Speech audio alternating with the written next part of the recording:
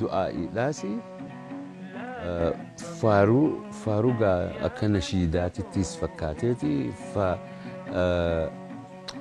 ati khadhaadha khadhaa rabbiiti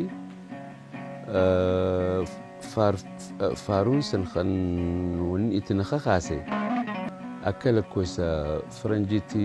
2008 irratti kaansaraatu na qabe kaansara koolon kaansar jedhanii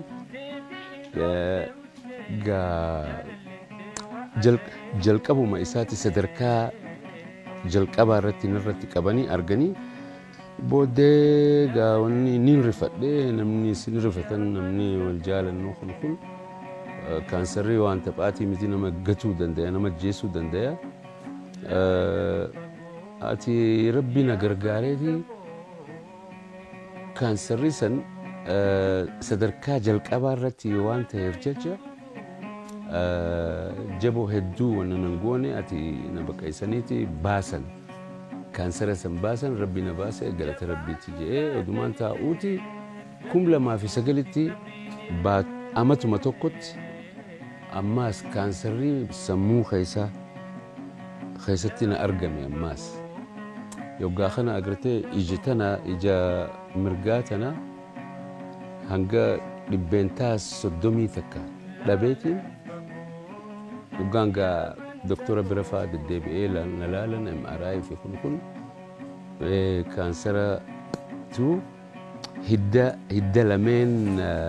ijaa kan wal dabruutu jira achirra marameeti argame guddachaadhaati jira kanaafi hangi tokko dhibbeentaan 30 si cufamee kanaafuu innis guddateeti yoom baasne guddachaa deemeeti ija lachuus dhaamsee si jeesuus danda'e naan jedha kun egaa waan hedduu nama sodaachisaati rifaatuu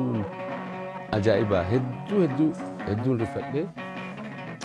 amma gaa mataa na banuudha mataa na bananii achi keessaa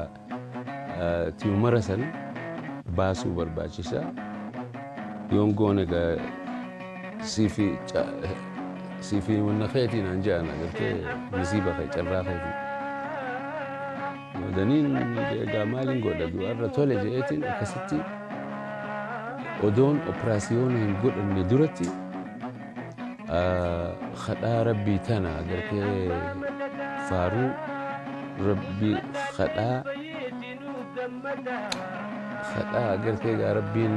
gabricha isaa numa dhagayaa namni isa hedduu du'aa'ii naa godhanii carraan du'uutiis nama 2,000 keessaa tokkootu du'aa waan jedhanidha keessa bu'uu hin dandaya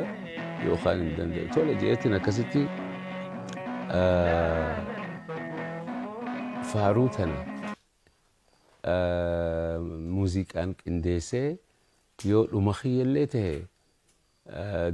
duutii haaqumaati yoo hin du'ellee wanna kana hunoo gaa nama biraa ka dhibameefillee yoo jiraate ittiin kadhachuu dandaya faa jedheetiin haala saniiniin faaruu san dhiheessee fi